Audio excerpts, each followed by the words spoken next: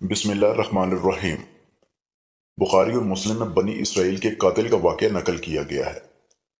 حضور اکرم صلی اللہ علیہ وآلہ وسلم نے اللہ کے ہاں توبہ کی قبولیت سے متعلق صحابہ کرام کے سامنے بنی اسرائیل کے ایک قاتل کا نہایت خوبصورت اور ایمان افروز واقعہ بیان فرمایا کہ بنی اسرائیل میں ایک شخص چوری، ڈکیتی اور قتل میں بہت مشہور تھا اور نہایت معمولی سی بات پر قتل کر دیتا تھا۔ ہوتے ہوتے اس کے ہاتھ سے 99 افراد کا قتل ہو چکا۔ اس کے بعد اس کے دل میں احساس پیدا ہوا کہ مجھے بھی تو اللہ کے ہاتھ جانا ہے۔ چنانچہ یہ فکر بڑھتا رہا اور لوگوں سے معلومات کرتے ہوئے سرگردہ پھرنے لگا کہ کیا میری توبہ قبول ہو سکتی ہے یا نہیں۔ کسی عالم شخص سے ملاقات کی فکر ہوئی کہ معلوم کیا جائے کہ ایسے شخص کی توبہ قبول ہو سکتی ہے یا نہیں۔ اسی حوالے سے لوگوں نے ایک عابد شخص کے پاس جانے کا مشورہ دیا۔ اس شخص نے اس کے پاس جا کر مسئلہ معلوم کیا، کیا میری توبہ قبول ہو سکتی ہے اور کیا میری مغفرت ہو سکتی ہے، جبکہ میں نے 99 انسانوں کی جان ماری ہے۔ تو اس عابد شخص کو اس مسئلے کے بارے میں زیادہ معلوم نہیں تھا، تو اس نے اپنی عقل سے قیاس آرائی کی کہ جو آدمی 99 انسانوں کی جان مار سکتا ہے، اس کو مغفرت کہاں سے ہوگی۔ چنانچہ اس نے کہہ دیا کہ تیری توبہ قبول نہیں ہوگی۔ تو اس شخص نے غصے اور جلال میں آ کر اس کو بھی قتل کر کے 100 کا ہنسا مکمل کر دیا کہ جب میری توبہ قبول نہیں ہونی تو تجھے بھی ختم کر کے 100 پورے کر دیتا ہوں۔ چنانچہ اس نے 100 کا ہنسا مکمل کر دیا، مگر اس کے دل میں پھر بھی یہ خیال تھا کہ میری مغفرت کی کوئی نہ کوئی شکل ضرور موجود ہوگی۔ اس لیے اس نے لوگوں سے پھر معلومات کا سلسلہ جاری کر دیا کہ روئے زمین میں سب سے بڑا عالم کون ہے، وہی میرے مسئلے کا حل بتا سکتا ہے۔ آخر لوگوں نے اس کو بتلایا کہ فلاں جگہ ایک عالم رہتا ہے، اس سے جا کے معلوم کرو۔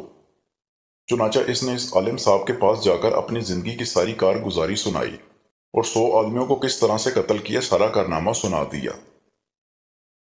معلوم کیا کہ آپ بتلائیے کہ میری توبہ قبول ہو سکتی ہے یا نہیں۔ کیا اللہ کے ہاں مجھ جیسے گناہ گار کے لیے بھی مغفرت کا کوئی خانہ ہے؟ تو اس عالم صاحب کو چونکہ علم تھا، تو اس نے بتلایا کہ تیرے گناہ معاف کرنے میں اللہ کے ہاں کوئی رکاوٹ نہیں۔ اللہ کی رحمت کا سمندر تجھ جیسے گناہ گاروں کے گناہوں سے بہت بڑا اور بہت وسیع ہے۔ چنانچہ اس عالم صاحب نے اسے مشورہ دیا کہ تو فلاں جگہ سفر کر کے جاؤ، وہاں کچھ اللہ کے بندے رہتے ہیں، ان کا مشغلہ صرف اللہ کی عبادت ہے، ان کے ساتھ مل کر اللہ کی عبادت کرو اور نادم ہو کر اپنے گناہوں کی معافی مانگو، انشاءاللہ تمہاری مغفرت ہو جائے گی۔ جب اس شخص نے آدھا رستہ طے کر لیا تو ملک الموت آ گئے۔ اب اس کی روح لے جانے کا مسئلہ کھڑا ہوا۔ آسمانوں سے رحمت کے فرشتے بھی آئے اور عذاب کے بھی۔ رحمت کے فرشتے کہنے لگے اس کی روح لے جانے کا حق ہم کو ہے، اس لیے یہ سچے دل سے تائب ہو کر عبادت کے لیے جا رہا ہے۔ عذاب کے فرشتے کہنے لگے کہ اس کی روح لے جانے کا حق ہم کو ہے، اس لیے کہ اس شخص نے کبھی کوئی نیکی کا کام نہیں کیا۔ اسی دوران آسمانوں سے ایک فرشتہ آیا۔ بعض روایات سے معلوم ہوتا ہے کہ یہ آنے والا فرشتہ حضرت جبرائیل امین تھے۔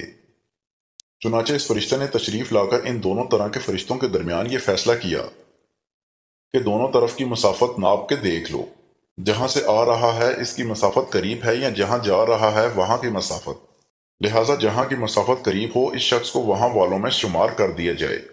چنانچہ دونوں طرف کی زمین ناپ کر دیکھی گئی تو جہاں جا رہا تھا وہاں کی مسافت جہاں سے آ رہا تھا اس کے مقابلے میں صرف ایک بالشت قریب تھی۔ چنانچہ فیصلہ ہوا کہ مقامی مسیحت سے مقام عبادت صرف ایک بالشت قریب ہے، اس لیے رحمت کے فرشتوں کو اس کو لے جانے کا حق حاصل ہوا۔ چنانچہ اللہ تعالیٰ کی طرف سے اس کی مغفرت کا اعلان ہو گیا۔ ایک روایت میں آتا ہے کہ قتادہ رضی اللہ تعالیٰ عنہ فرماتے ہیں کہ حسن رضی اللہ تعالیٰ عنہ نے فرمایا کہ ہم سے یہ ذکر کیا گیا ہے کہ اس شخص کے پاس جب ملک الموت آیا تو وہ شخص سینے کے بال اس سرزمین کی طرف گھسیٹتا چلا گیا۔